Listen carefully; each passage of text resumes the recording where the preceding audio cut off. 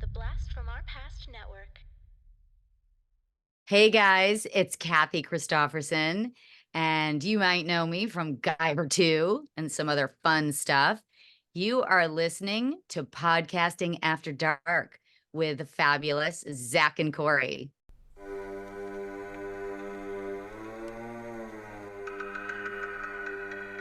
Welcome to our exclusive interview series for Podcasting After Dark with your hosts, Cori Stevenson and Zach Schaefer. Tonight's interview is with the star of Guyver, Dark Hero, actor Kathy Christopherson.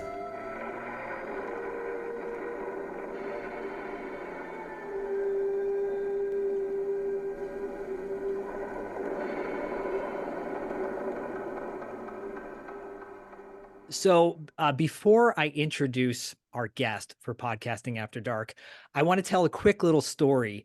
A little over a year ago, I was getting rid of a bunch of tools in my home, and these tools were very memorable to me and special to me because they were my stepfather's tools.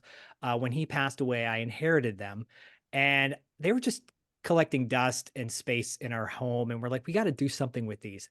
Put a message out, and I got a response from this very lovely person who said, I'll take everything. And I'm like, whoa, really? Okay. So she comes in, she's like, can I bring my car, my little car? And I'm like, I don't know if they're all going to fit in there.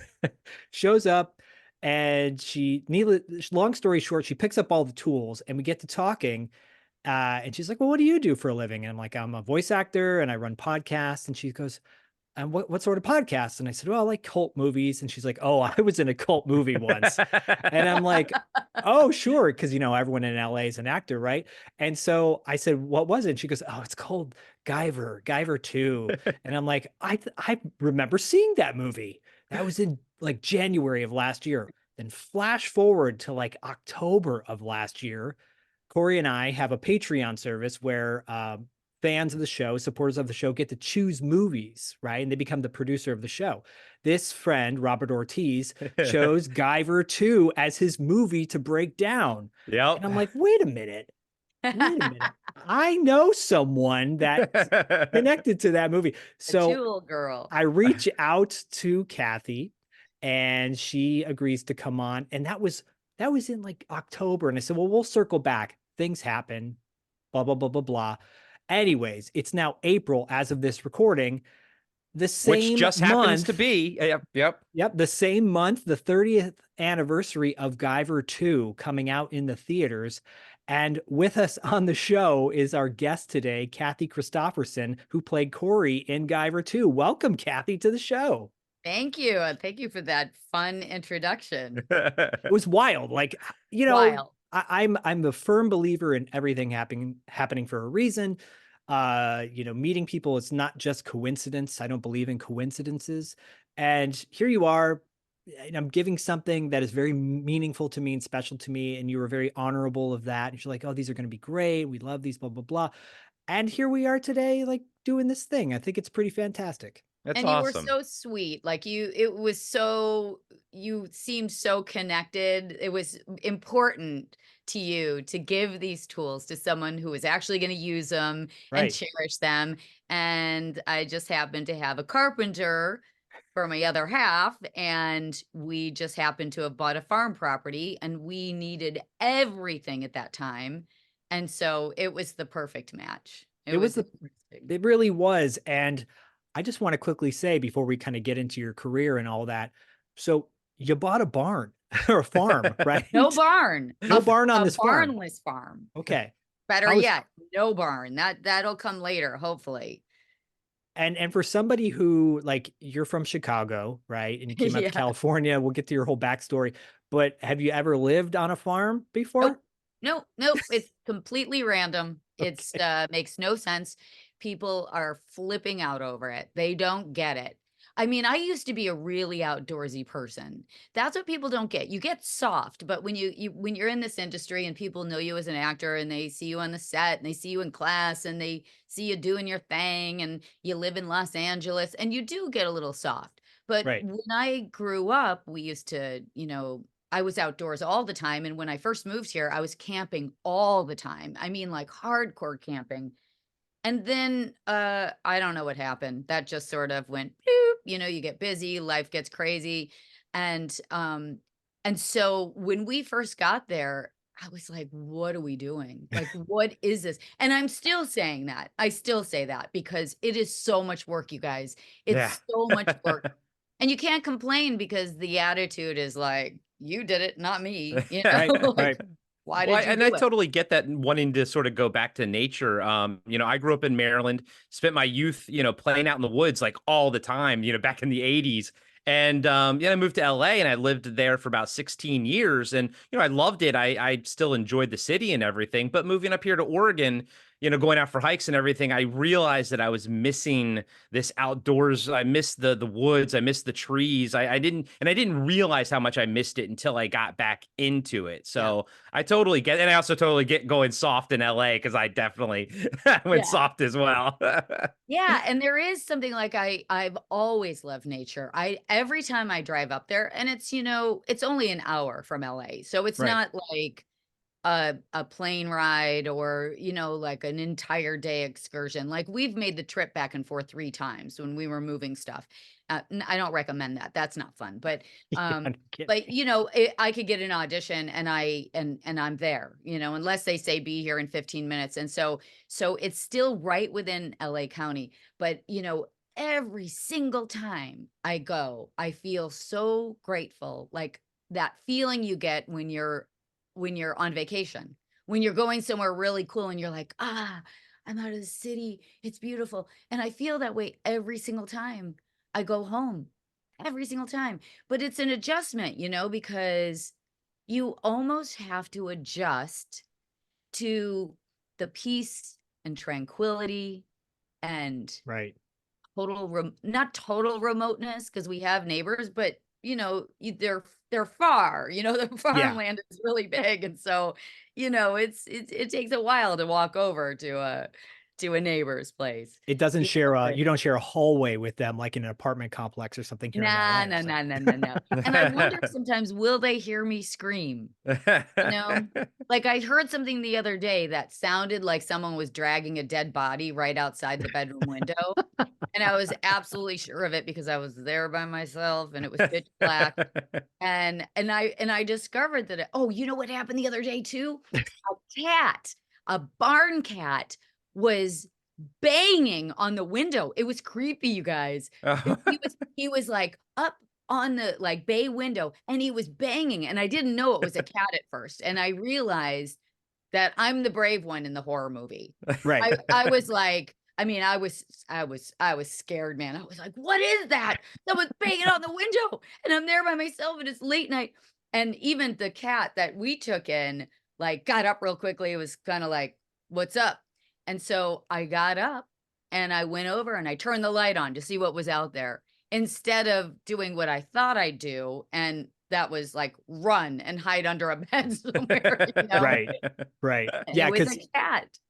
I'm glad it was a cat and wasn't a supernatural experience because you've had some very odd things happen to you on the farm, we'll get into that later. Whoa, I'm now I want to hear about that. That's awesome. You Yeah, got Kathy, some Sasquatch up there, maybe? Kathy, I you don't may know, need to man. you may It's need to be on every my day is an adventure, trust me. you may need to That's be on my awesome. wife's podcast, Hey Boo, because it's a Yeah. witches podcast, just like Cori was. So Oh, I love that. yeah, well, we'll That's talk next about that up. later down the road. Next up.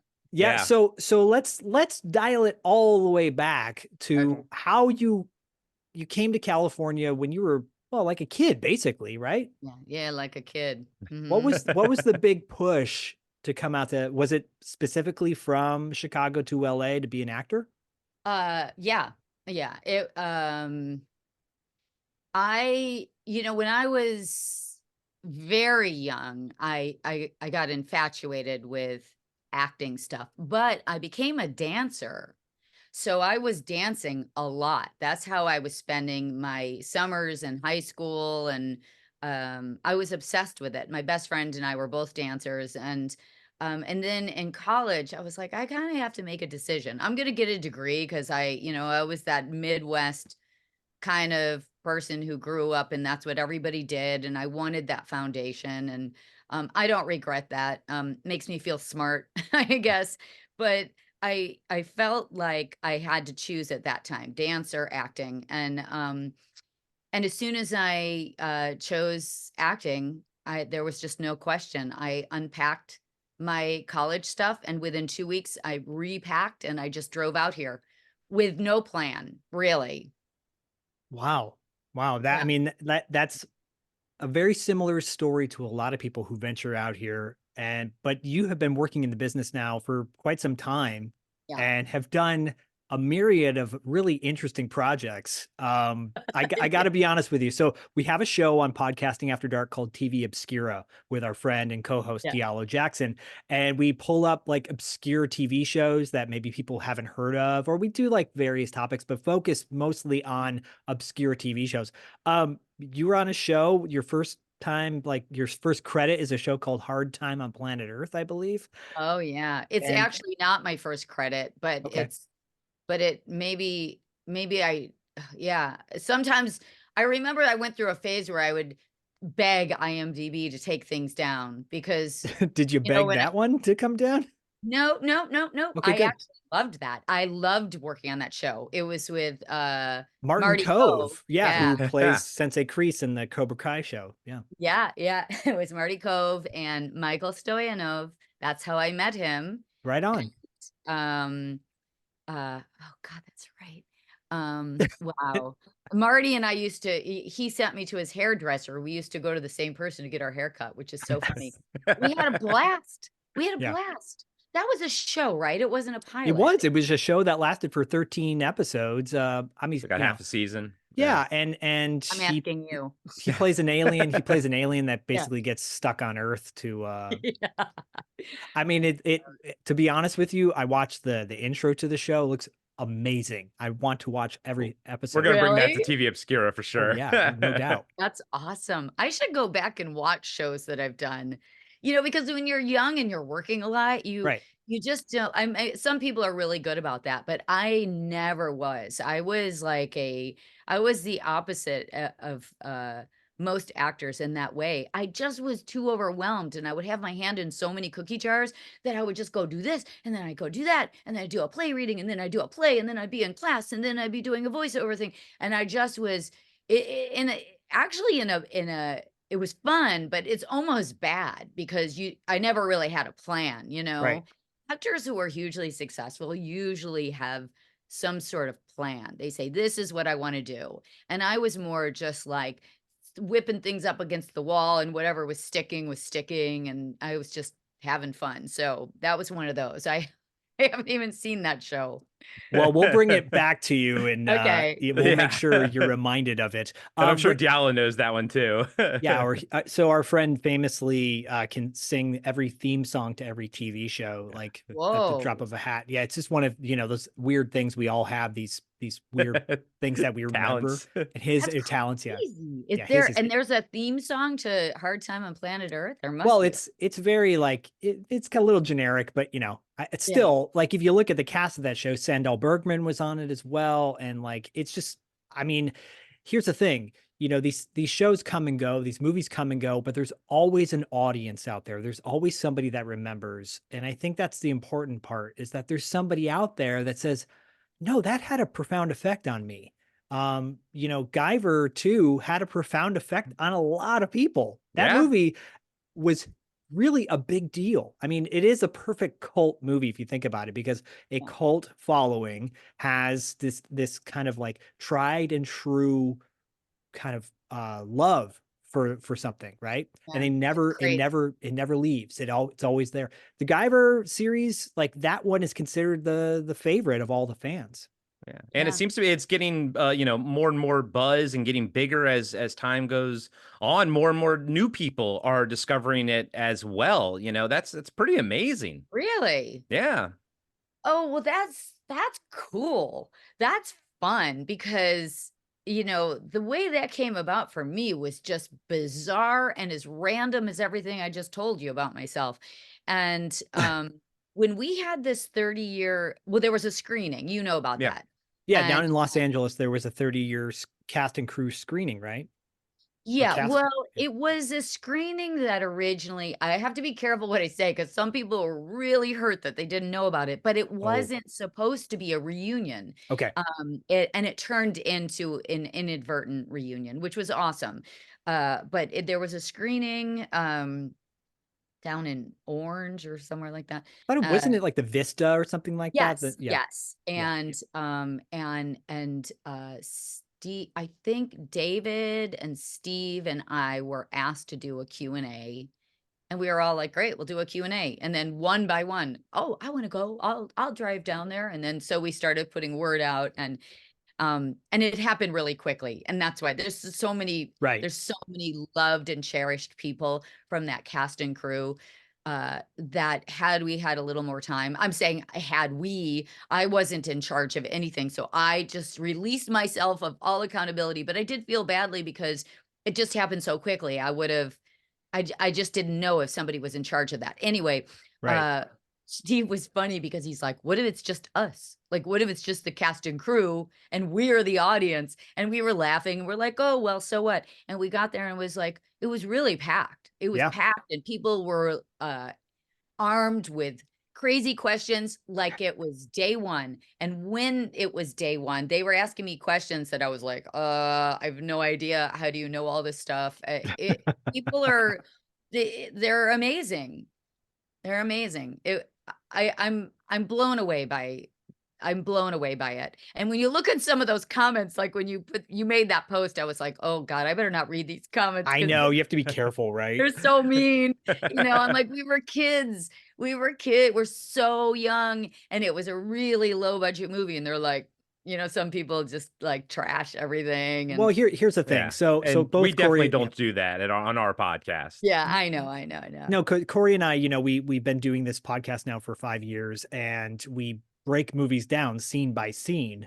And and we're honest. We're honest if something works or something doesn't work. But Yeah, there's a way to do that without hurting people's feelings in a yeah. very constructed. Like, I was a kindergarten teacher for 15 years. I know how to frame a statement so that you can get your point across, but not hurt someone's feelings, right? Right, right, Because I had to right. Yeah, do it with treat us like 5-year-olds. kindergartners. I That's think every actor, myself included, needs to be treated like a 5-year-old sometimes. yes. But the thing that kind of struck us with Guyver was with Guyver 2, or Dark Hero, was this idea of, like, the fact that it wasn't theatrically released here, but it could have been. And the makeup effects were amazing, the story was complex, the acting was great. Like, yeah, we could pick out little things here, nip and tuck or whatever, Yeah. but at the end of the day, we broke this movie down and we're like, okay, there's a lot to love as well. And then we were saying Guyver for everything. We were walking around Yeah. going, Guyver, Guyver, why won't my Stub your toast toe, pop out? Guyver. Damn it, Guyver. Yeah. Guyver. Can you take us back to you said it was a wild kind of journey to get to Guyver. Can you Yeah. roll it back to when the casting process was how did all that Well, go down? I've told this story a lot, so Okay. Oh, but not to us. yeah, but not to you. So, but it's kind of funny. So, um, I was going through Backstage West. I was a young actor. I had done some TV stuff, and I had a martial artist boyfriend, and he was a really good martial artist. He fought and he taught me, but I'm Jean-Claude Van little. Damme? I'm tiny. I'm like 100 pounds and 5'3". And I was getting badass, guys, badass. I was getting really good. And so and he was always wanting to get me into the ring. And I thought about it for 1 second. I'm like, that might be bad for an actor to get my nose busted. True. And, it's going to bring out my rage. I'm going to start, kicking people's asses and maybe not. And so I didn't do it. Thank God. Thank God I got through that phase unscathed. But I wanted to apply it, and we had, I had come right down to the line on This Is Funny, talk about it's not really obscura so much, but, like, crazy because, you know, I was studying to be a serious actor, right? But I got right down it became me and a professional martial artist for the lead female in Kickboxer 4, I Oh, think. yeah. Okay. And the director was really vying for me, and I went to the gym to fight. I like to do my fight stuff. And I didn't know how to pull punches yet. I just knew Oh, how to like throw myself into it. So I was trying to learn on the set at the gym, and I didn't get it. But but I wanted something with, to apply that. So I'm in Backstage West. I hadn't told that part of the story. And I see an ad for a casting for this crazy movie with all these crazy characters, and I go right to Sten. I go right to the character of Sten, the badass Yeah. woman. yeah. But she's a Yeah. bad guy. It's a small part. Yeah. Yeah. She's And the female bad one. Yeah. and I'm like, that's the part I want to, I'm submitting myself for that part. And so I submit myself. Didn't even think about the lead. I didn't even think about Cori. I was like, forget about all that. Like, I was really in that phase of like, oh, I'm gonna be a pretty girl, I'm gonna be the kick-ass girl. Right. So I submit myself, and I just learned this at this little reunion thing. So I'm thinking all along, Steve Wang saw the star in me, and he's like, oh, she's got to come in for Cori. It wasn't that at all, you guys. I just learned this. It was Lisa Hannon, the casting director, who had cast me in a movie with that never got made with Eric Roberts and somebody, oh, I can't remember who. It never got made, but I was cast as the lead in that, and then the project fell apart. And she goes, why are we bringing in Kathy Christopherson for this role? She should be the lead. She's really this and she's really that. Yeah. And I was like, we're in the Q&A at this screening. She's telling that. And I'm looking at Steve going, son of a bitch. Bitch was, he was going to bring me in for STEM. How dare him? So anyway, that's the true story. Wow. Wow. So I went in and I read and, and I did exactly what I wanted to do. And this was Steve. Yeah. Okay, thank you. And I was so mad, you guys. I got home, and as soon as I walked in the door, my martial arts boyfriend was sitting there, and I dropped my bags, and I'm like, I don't know what these people want. I did exactly what was called for that role. I'm not going to do like backflips. I'm not going to do song and dance. I did what was called for. And so a couple of days later, I got the call. We want you to play Cori. I was like, oh, wow. Okay. Right. But Okay, within those okay. within those couple of days, you're losing your mind, or you had your moment of, kicking your martial art boyfriend in the Yeah.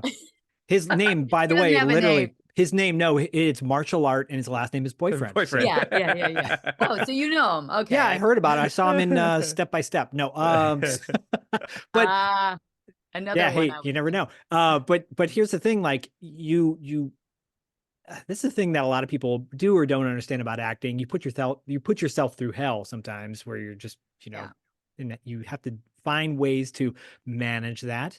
And or not, and just be able to lose it with somebody that you trust and be able to come back to the set and do your thing.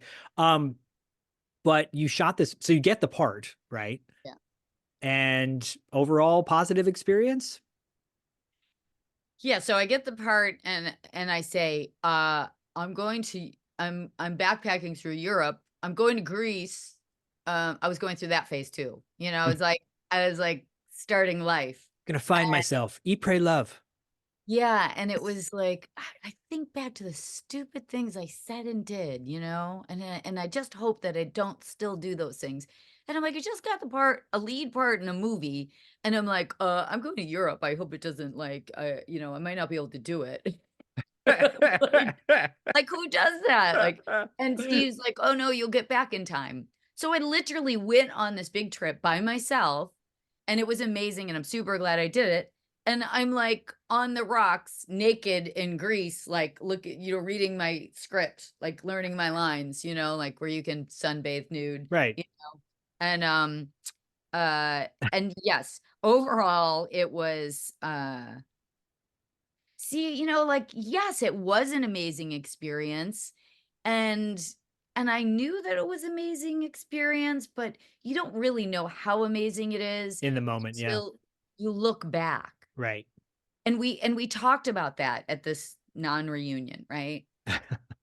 And we said, my God, it was one of the most incredible experiences because everyone was working toward a goal, and everyone was putting everything into it. And yes, a lot of us were green. It's amazing that it came out as good as it did. Yeah, let's break down some of those scenes and be like, oh, look at Kathy overacting, look at Kathy like, mugging this moment. Look at but overall, I'm like, you're working on a super, super low budget Yeah. with no time and, one, maybe two takes. And I think if it wasn't for the love and the talent of Steve Wang and all of us, being so like no attitudes Yeah. that I experienced anyhow, and that just doesn't happen. There's always one person who spoils everything on the set. You know what Well, I mean? and being, being basically the second lead in the movie, next to, you know, David Hayter, Sean Yeah, Barker, right? yeah, Plays Sean Barker in the movie. Like there's a lot of weight to carry in that role. And there's a lot of pressure probably you put on yourself in that. And not having maybe doing one or two takes and having to move quickly, yeah. that can be a little jarring, I'm sure. But And also some playing against somebody that's wearing a full rubber suit, right? Like Yeah, you that was can't, yeah. and not laugh. react off their facial reactions. Like how different is that to act against somebody wearing something that extensive? Well, okay, so first of all, I'm listening to what you guys are saying and I'm thinking, did I feel a lot of pressure? I probably did. I must have, right? I Yeah, must have. It was one of the first leads that I played and and there was a lot to carry. But when you're young, you're invincible. And so right. I would feel more pressure now, to be honest with you, because the more you know, the less you know. So I'm just True. like I'm just like, "Hey, I'm in Hollywood, I'm an actor, and I'm playing and I got this movie, and yay, learn my lines and do this thing," and I don't know enough to feel the weight of the pressure that I might later on. I'm Right. sure I still did feel pressure. But also, since I never worked with, you know, actors in rubber suits, uh, and I never have since, have I? I don't have I? You guys probably know more than I did. I think I have. Um, I can only tell you from this experience that they were so committed. The guys in the rubber suits were so committed and great, and I really think that, that says it all. You didn't really have to act. They were so fun. It was just react. You just Right. react. Yeah. They Yeah. were, because they were switching all the time. Like whoever is like being the actor and has to like, say David's lines and then he puts his voice in later. And then there was the stunt guys who were incredible, alpha stunts. It was called Yeah. it. Yeah. Those guys were, I mean, the best. They were just all so committed and so nice and so supportive that yeah, I don't know what it would have been like if they weren't. It would have been hard. Yeah, I mean, those fight scenes and those costumes and everything really just take that movie to the next level. And I think, even now watching it, well, last year, 2023, but I mean, the movie still looks amazing in 2023. And that's, thanks to the craftsmanship of those suits and the Yeah. movie itself, just in general. Like I said, it's still absorbing, new fans, but it's also not losing any of the older fans. Like I think it's Right. aging well, and I think I think that's a compliment you can give the Guyver too, is that it's really aging well in 30 years. Well, I will say this too, because I remember all my college buddies evidently got together and got stoned and watched it when Yeah, they it's perfect. when they when they found out Corey? like Kathy Christopherson's done I this was stoned when movie. I watched it too. Yeah, right. And I'm always like, well, it's one of these crazy things. And if I had to go back, I'd do this better and I'd know how to do this now and blah, blah, blah. So I always kind of like downplayed it and and I hadn't seen it in probably decades. And when we had this little reunion thing, I was like, you know what? For an under $1 million film Right. that was, a particular genre. with people who were, at the beginning of their careers. This movie on the big screen, you have to see it on the big screen. I was like, that's it. When you see it on the big screen, I mean, yeah, okay, so you're not watching, you're not watching, an Oscar-winning A-list film, Yeah. but on the big screen, there are certain things that translate that don't on the little screen, and I hadn't seen it on the big screen since it premiered, I think. I mean, I don't think most people saw it on the big screen. And Yeah, the fact that the Vista, like you're talking about how there wasn't a lot of fanfare or press for that screening, or a lot of people not knowing about it. It's true because I typically follow a lot of these indie or smaller boutique movie theaters because I like to go to revival type films like this, like yeah, the Arrow here in Santa Monica, which is beautiful. And that's my favorite place to go to see movies like this. But it kind of came out of nowhere. And I'm like, wait, that's what surprised me. That's again, I think I reached out to Cori and I'm like, wait, Guyver keeps coming up in our Yeah. discussions, and we have Yeah. to get Kathy on the show to talk about it. so weird. But yeah, watching it on the big screen, I think one of our biggest takeaways, if we had any criticism per se, was maybe the length. It was like a little bit longer than typical Yeah, sci-fi movies because it's like yeah, almost 2 hours long. But outside of that, I think seeing a movie on the big screen changes your connection to it. Case in point, I saw one of the many semi-decent Chainsaw Massacre movies at the Chinese theater on the big screen years ago. And whereas watching it on TV would not have been that terrifying, but seeing it on a huge screen and being right up on it, it actually freaked me out. So your emotions, I think, are much more in play when you're in that dark theater with a bunch of people who are kind of in on it together. yeah, and yeah, that's a really good point. In general, movies used to be made primarily to watch on the big screen and Right. for good reason, and so much stuff has been adapted to a small screen now that we forget that some of these movies, warrant a big screen, I think. I think Yeah. this is one of them. Yeah, So, because I mean, it had a huge following overseas and yeah. obviously was playing on big screens overseas. So, you And I know, mean, nothing else like since then, there's been, I mean, it's a very unique movie. Well, I'm right. Guyver 1 and Guyver 2. It's a very unique series. And I know it's based on anime and manga, and I've seen those and everything, but the live action versions, I feel like no one's attempted to make a movie like that again, and it seems very rare. It seems like lightning really has to strike, for a movie like this to happen, to bring these costuming people together, great actors together, great location. I mean, let's give a shout out to the location. It's a beautiful location that you guys all Yeah. shot up there and everything. But like, it's a perfect storm that doesn't happen often, and I feel like happens less now because people would just rely on CGI. But Yeah. like those costumes, the reason they look amazing 30 years later is because they're real and they had real Right. people inside of them emoting. And it's just nothing looks like that anymore. It's a very singular in the moment film, you know? Yeah. Well, I'll say lightning has to strike or money has to be Right. delivered because honestly, I think I think we'd all like we talk about this. Steve Wang came to one of my birthday parties a couple years ago, and David Hayter surprised me and showed up. Oh, And I cool. hadn't seen him in a gazillion years. And Steve and I stay in touch pretty well. And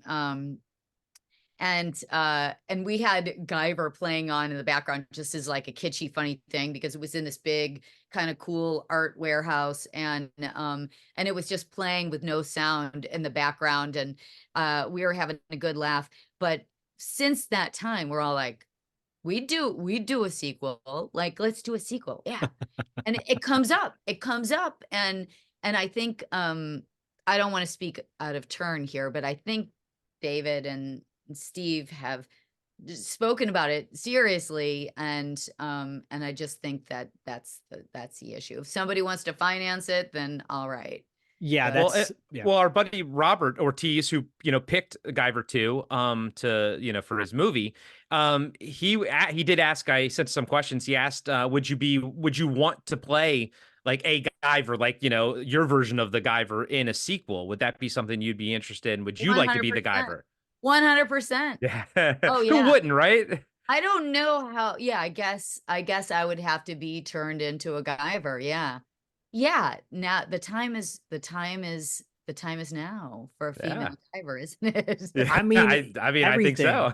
Totally. Like that's the route you need to go. Was there any discussion back in the day about you potentially putting a I suit don't on or think so. okay. I mean, I probably discussed it while Well, everyone you laughed. posted a photo last year and you're like kicking the Guyver or something like that. And Oh yeah. Yeah.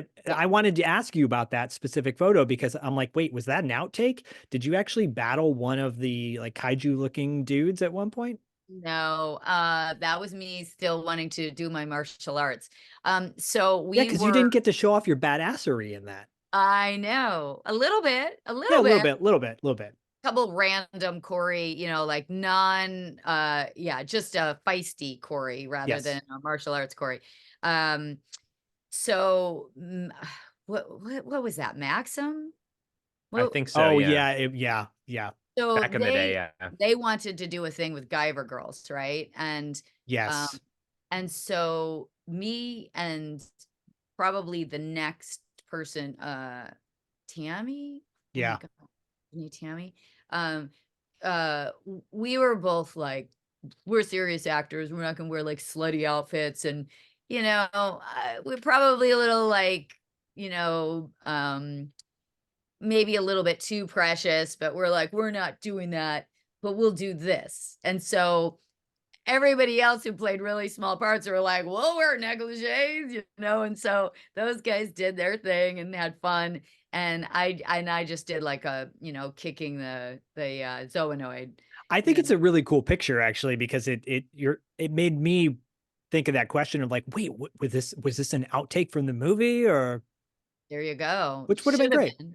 Yeah, should have Yeah. been. Robert asked another question too, which actually comes up in discussions with Corey and I when we in regards to music. When we're watching a movie and we think about the film's score and how important a score is to really set the tone for the movie. And a good Mhm. score can elevate a mediocre film and vice versa, right? Yeah. I think that was one of the things too. The score was a little mishmash, but if you could choose any, kind of music or songs or that you would uh, put into the movie, is there a particular band or song that you're like, oh, that would have been perfect for the movie? Oh, wow. Nobody's ever asked anything like that. We ask the That's the good kind of questions here, thing thanks that to I'll our Or think Robert about. does. Robert Yeah. does. Yeah, Robert should have sent me that question in advance because that's the kind of thing that I'm really into music. Like we're having a DJ at our wedding next month, and he's a really super cool DJ, and I'm making this Spotify playlist. I have music that I'm really into, and I want to curate it, and I have during the cocktail hour it's going to be this, and during this part it's Yeah. going to be this, and I mean, it's going to be rock and roll in the procession.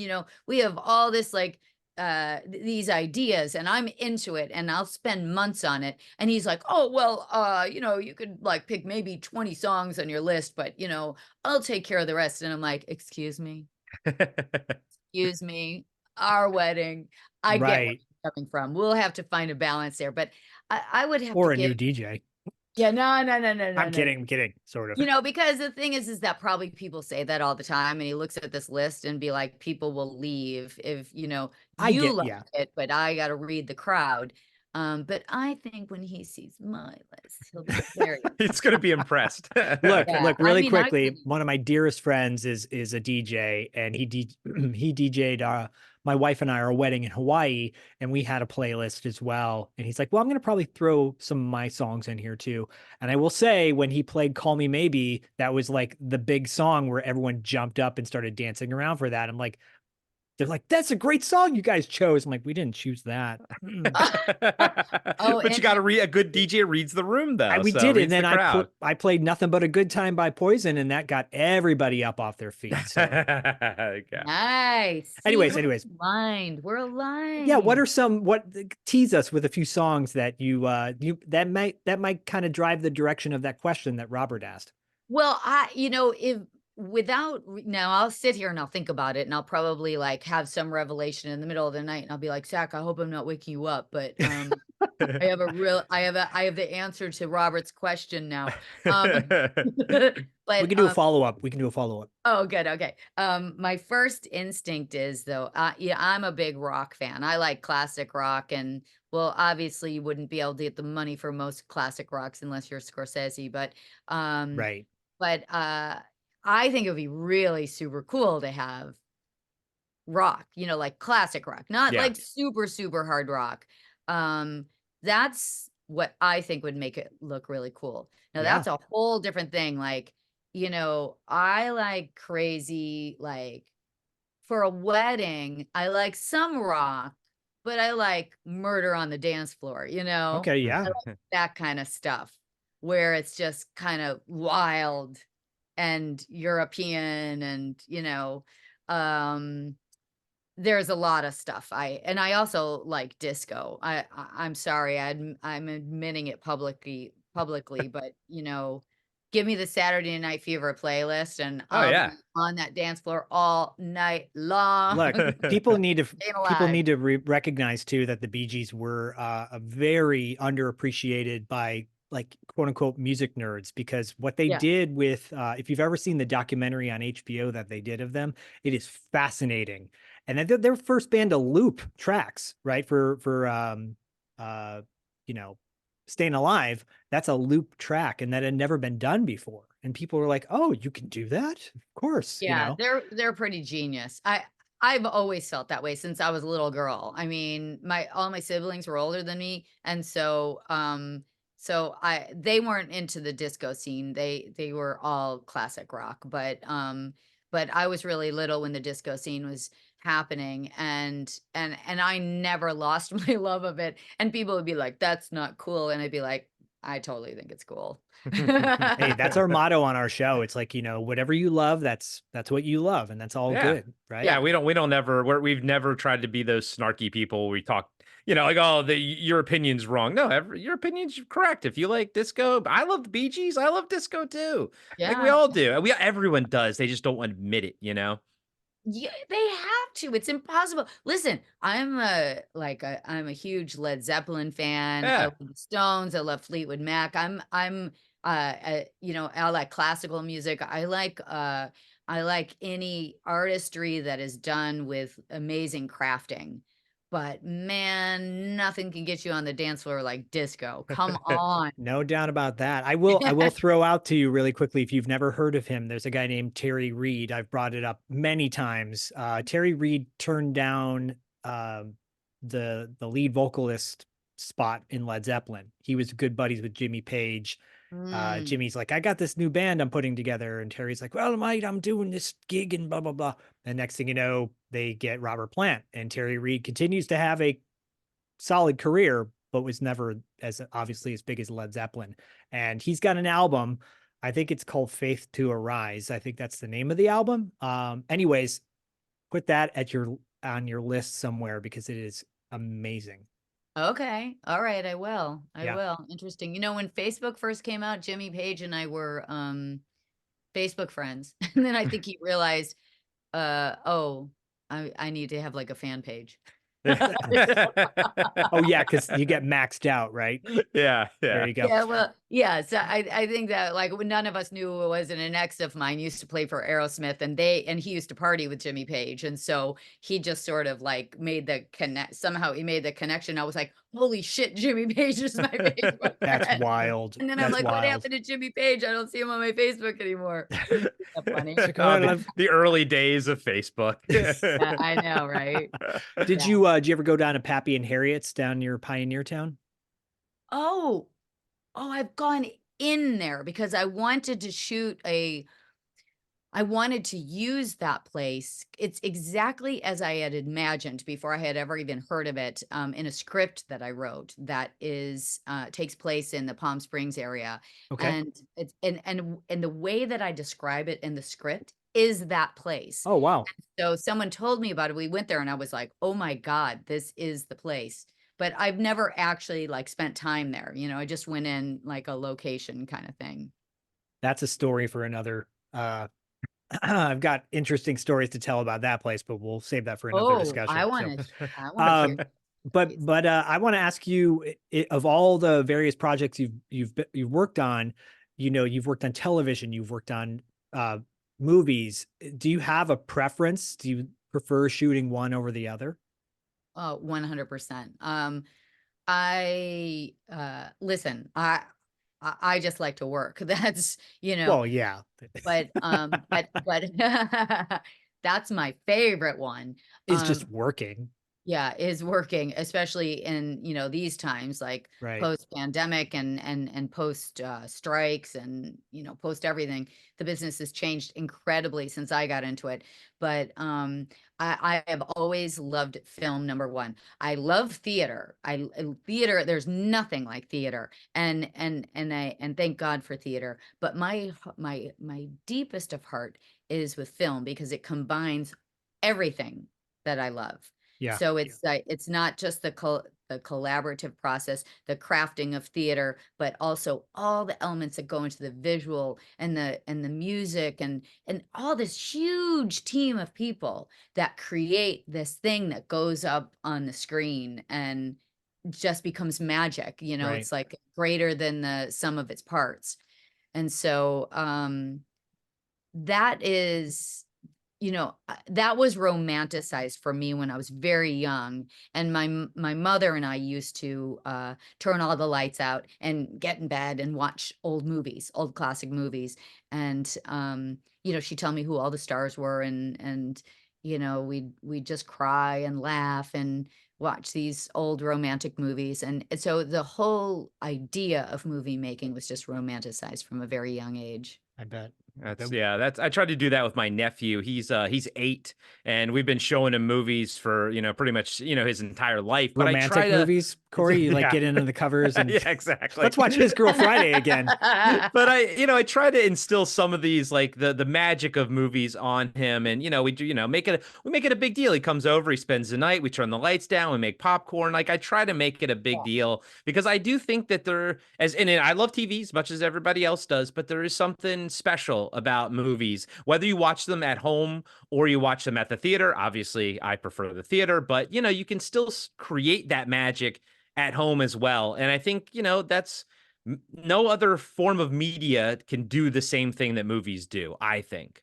I agree. I mean, listen, TV's come a long way. Oh yeah, for Some of sure. some of the TV stuff is just For sure. some of the most incredible content you see, and it blows my mind. It's harder, I think.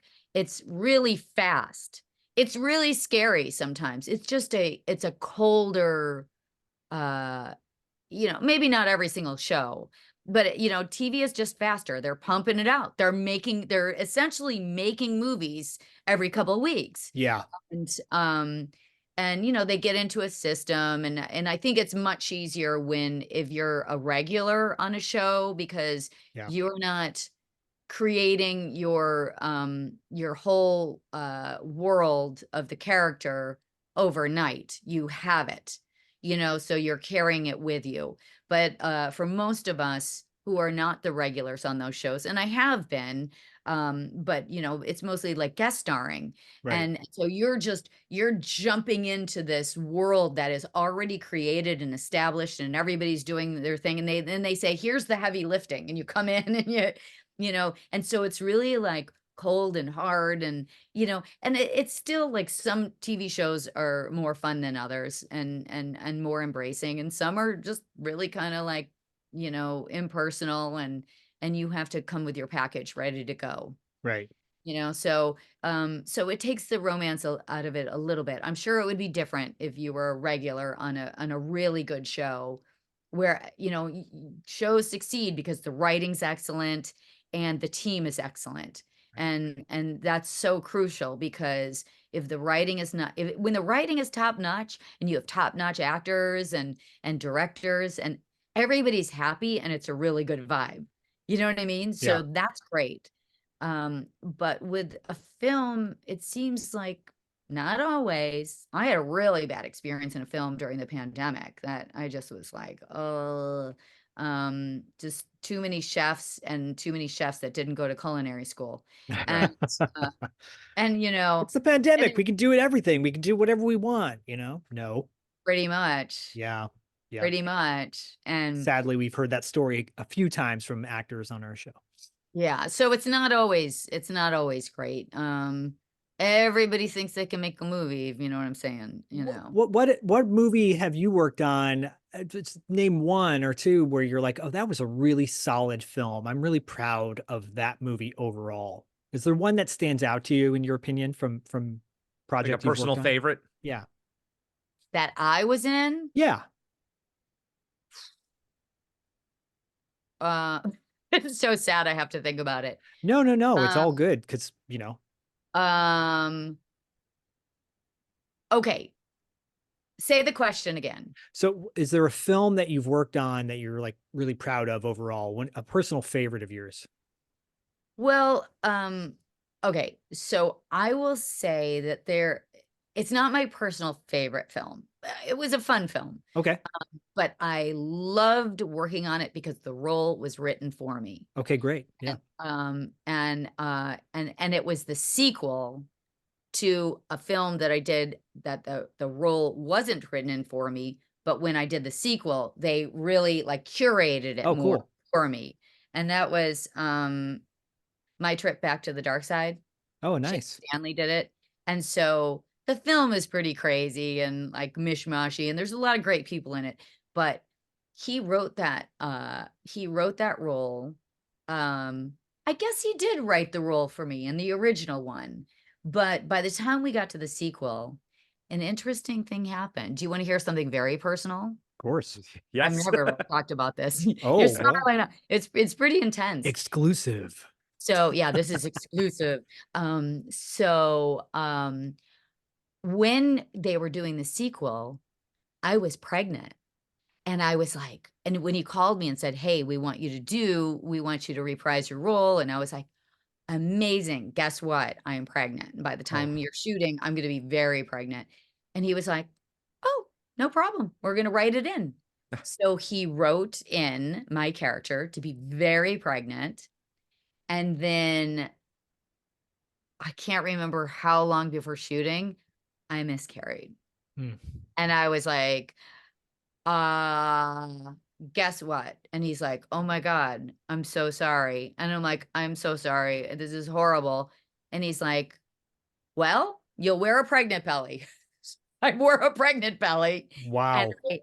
which was intense because, So intense. yeah, because I was like, you have to deal with all these emotions, so here you've had this heartbreaking, crushing experience, and now you have to like follow through with it. And I always feel really badly about this, but uh Sean, oh my God, Sean, the actress that Sean, Oh, Sean Young? yeah, Sean Young was in it, and I'm so sorry, Sean. Oh God. No, that's what I do. I can pull it. It's This is my farm brain. Uh, Ernest. I get to the set and she plays, a funny role in it. She actually plays an actress in it. And she's like, "Oh, how far along are you?" And I was like, "Oh, any day now." It's not real. I think she like really pissed her off because, I like kind of played along a little bit. And then she was like, "Yeah, funny." I'm like, "Please don't leave raw meat at my doorstep." Um, anyway, Don't dress up like Cap. Never mind. yeah, oh, yeah, yeah, yeah. So, You anyway, actually, in the original you were in Sean Kanan is a buddy of ours. So yes, yeah. good, really good guy. Was he not in the second one? No, I think he was in the second one as well. Yeah, I I'm think just, yeah, so. yeah. Yeah, yeah, yeah, yeah. Yeah, there were a lot of great character actors in Betsy that. Russell, she's a fantastic actor as well. Yeah, Yeah. So, I yeah. mean, anyways, I think people should check that movie out. Thank you, brother. By the way, thank you for sharing that story with us, first of all. You're welcome. Yeah, And yeah. and second of all, I can only imagine how personal that is. And so, I know you're a happy podcast. Womp womp. no, it's all good. Sorry. We are called Podcasting After Dark, so expect things to go all topsy-turvy. Yeah. But I think, so is the horror genre, are you a fan of like thriller, horror genre type stuff? Darker things? Yeah, not, no. Okay. So you're saying mean- with your mom you're watching romantic movies, but what are Oh, yeah. some movies that you personally really dig? Yeah, no, so my favorite, the movies that I generally love the most they're darker, but not so much horror movies. Okay. And I can appreciate a good horror movie, but I'm not really into like all the, the real like where they like torture people. I'm not Yeah. into all that We stuff. aren't either. Yeah, No, I've no, never no. like Saw and all those, No, I'm no. Right. like, the thing where they're caterpillar people or Yeah. whatever. Human centipede. Yeah. People, yeah, the centipede, yeah, centipede, whatever it is. Caterpillar people. Caterpillar, centipedes, whatever the people The are human tied together. bumblebee. It's like he's, Yeah. pollinating all these flowers and he's a human with a, never mind. Yeah, people get really it appeals to like some weird sick thing. So I'm Yeah, not it really into does. that stuff. But I do like a good dark indie film though. I like my favorite movies are and this is the kind of movie that I wrote that, I still want to get made Okay. is the stuff that nobody talks about. Like, we're American. We don't talk about that. And I'm like, but this is life, this is happening next door to us. This is Right. real stuff. And I think those movies are important, and they not only should they be made, but they should be made well, because sometimes that's the only way of communicating these stories. So people are not afraid to so people don't hold everything inside and keep it behind closed doors. They say, Right. oh, the cat's out of the bag. I'm not the only one. This story is being told. And I like that kind of stuff that tackles uncomfortable subjects, but well. Are you talking about a movie like Happiness, for example? Oh yeah, Oh, 100%. Yeah. Yeah, Yeah. all those kinds of, a lot of Gus Van Sant films, and, Killer Films does a lot of stuff like that. Everything from Boys Don't Cry to, and Right. I like a lot of, big, A-list films too, when they're done really well. But when it gets too CGI or too, uh, it's a little bit of a bummer. One thing I notice is I can watch a film and appreciate that it must be really fun for the cast, but it's Yeah. not as fun or great for me as a viewer. I say, I would love to be doing this because I would have a blast. But is it poignant for the audience member? Not Right. necessarily, not necessarily for me. So I appreciate one of my very favorite films ever is The Unbearable Lightness of Being. Oh, wow. Okay. Yeah. And because to me, that's everything that a movie should be. Is that the one with Lena Olin? Is Lena Olin in that? Yes. Yeah. She's awesome. And Juliette Binoche and You're triggering a memory in me right now. My mom used to wear a bowler hat for my stepdad. oh, really? Let's talk more about that after. Yeah, it's called Therapy After Dark. So That's I was like, oh, I love awesome. that movie. I'm like, yeah, thanks, Mom. I don't need to know about that. Whoa, good for her, sassy pants. Yeah. Oh, Lena Good times. Olin they were all They three were of all them. great. That is a phenomenal film. I mean, Daniel Day-Lewis is probably my very favorite actor, and Oh, Juliette yeah. Binoche actually came into, I studied with Larry Moss for years, and Oh, cool. Okay. and we had a lot of, pretty amazing actors who would come in there, and she came into class and she was watching me work on some Sam Shepard stuff, and then we talked about it afterwards. Nice. She's like, oh, I went to work on that role, and I'm like, well, you starred in my favorite movie ever. And she was so pleasantly surprised, because she's like, so few people have seen that movie. Nobody ever talks about that movie. And I'm like, honestly, the first time I saw it, I was really, really tired, and we started watching it at 11 and I fell asleep. And when I circled back, I was like, holy shit, this movie is everything that the three of them are so phenomenal, and I just felt everything. It's beautiful. So it's a cinematic, it's beautiful like a Bertolucci film, Right. And when you can do, they just took advantage of every filmic element there is, in my opinion, in my taste. So it's a beautiful film. Yeah. it. And that tracks right there with your darker sensibilities. So Yes. in that Yeah, it sense, kind of combines, when you think about it, it combines those old romantic movies and the dark indie. it kind of does. It mushes them together. Voila. As we wrap up, Kathy, is there anything that you're working on or you like to promote besides your wedding? Yeah, Your wedding there's playlist. nothing going on but that damn wedding. I know that, again, I'm gonna text you in the middle of the night. I totally forgot that I was doing this. I You're like, do oh, that by all the the time. way, we can always we can add links as well if I'm really terrible at Q&As, because usually somebody will come up to me afterwards and be like, you said like no, and then you've totally forgot about this thing.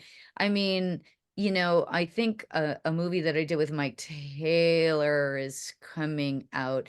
I have, and I think he's done like, so Mike Taylor is an indie filmmaker, and he does wild things. I mean, talk about a creative madman. He just does these wild things, and I've worked with him a few times in smaller films, and I did this little thing with him. It's called The Balcony with I can't ever say David's last name, Dalmatian. Oh, yeah, He's in yeah. everything now. He's in everything. He's doing so well. And so now he's made this like a three, I forgot what you call it. He's gonna kill me. I'm terrible. I'm terrible at PR. like a trilogy or something. Yeah, like a trilogy. Yeah, that three thing. That trilogy. What are the oh my God, what are the movies called? This is so The bad. Human Bumblebee. Nope. Oh my God, I have to look at my resume. I have to do it all It's the okay. time. This is terrible. But anyway, I'm not even a huge part of this thing, because it's a pretty wild, mostly stunt people Are they in called Dawn of Yes, Dawn Damage. Thank you. Yeah, the Dawn Damage series. Dawn of Dawn Damage. Yeah. Yeah, that's one of them. It's one I of guess. them. I can't Yes. even keep track. He keeps changing the damn names, and I That's don't what it's know. currently listed as Dawn of Dawn Damage Volume 1, 2, and 3. So Volume 1, 2, and 3. There we go. Look at you. You see, Yeah. you're like on the pulse, and I'm like, I have firm brain. It's we terrible. have to be. We're professionals. Yeah, I'm not Damn at all it. professional. I don't even know who I am anymore. That's what happens when you're on a farm. You wear denim. Just don't. You could probably pull off denim on denim, but you never know. It doesn't always work. Oh, it's way worse than that, Zach. I mean, I've gone down the rabbit hole, literally and virtually. I mean, I'm in Dickies. You see what I'm saying? I mean, Rubber you're in boots Dickies and you're not in the Dickies. 90s. So there you Oh, go. it's off the charts, man. I don't even know. Somebody said to me the other day, a not very nice person said to me, that lives up there. I looked you up, and I was like, she doesn't look like that. I see her Wow. for real. And I was like, oh my God, what a Wow. jerk. I'm sitting there in my Dickies weed whacking, and I'm like, thank you for stopping by. Thanks. I needed that. Thank you for the objectification and the I know. wow. She was so worried. She was so worried. Yeah. It's all an illusion, folks. It's all an illusion. That's what filters right. on cameras are for crying out Oh loud. We my live in a society like that. Look, that bottom line is you're with us, not that Looney Tunes. right. Right? That's You're with right. us. Oh, And can you imagine you have to deal with all this stuff though? It's like, can't we just like support each other? And It'd be You know, nice, wouldn't it?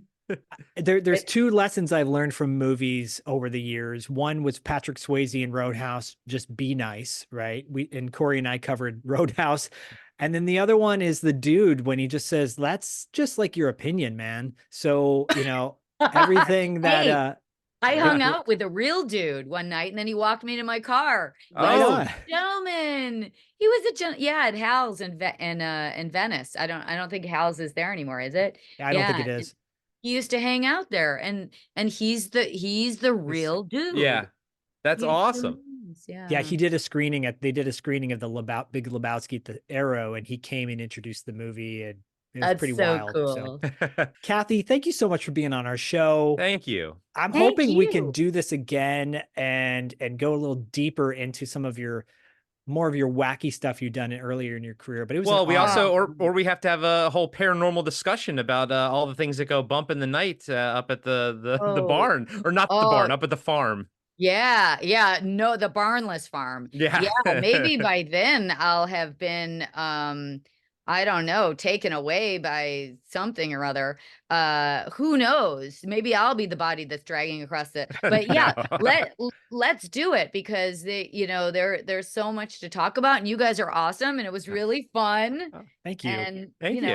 I hope this, I don't know, let me know when I never know about these things. I keep doing these podcasts, and I'm like, I'll promote them, I'll post it up, but I gotta see it coming. Well, we'll let you know We'll for let you know. sure. Yeah, and we'll let you know. Yeah, and feel free to text me whenever. So And we didn't talk about your Psycho poster, which I know. It's going right up in the bathroom next to the shower. Amazing. Yeah, Cori, I gave her everything I've given her has been very memorable and special to me, and one of which is this Psycho poster that I've had for over 30 years. It was one of the first things I ever got when I moved out on my own when I was like 18 or whatever. And I love it. And it's See, I don't believe in selling things. I'd rather give something to somebody who's going to appreciate it, Yeah. Like my wife does the thing like where she'll, like have the little things, to just throw away, like little alcohol, container things. But she's like, no, I'll put it on Facebook.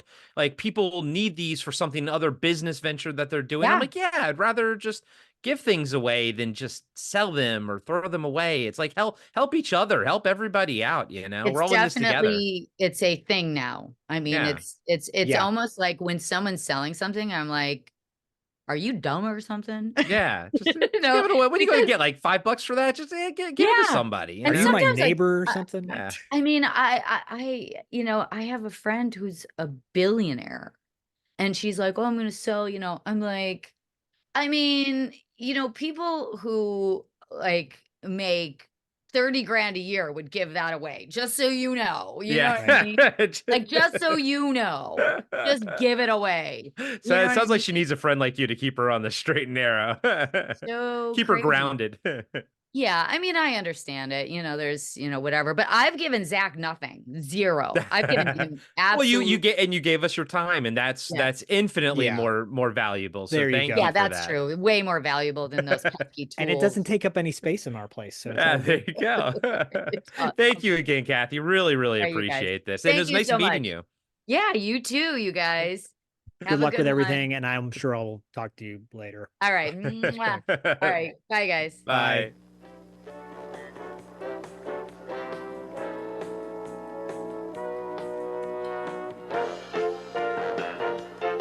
Thank you for listening to Podcasting After Dark's exclusive interview series with Kathy Christopherson.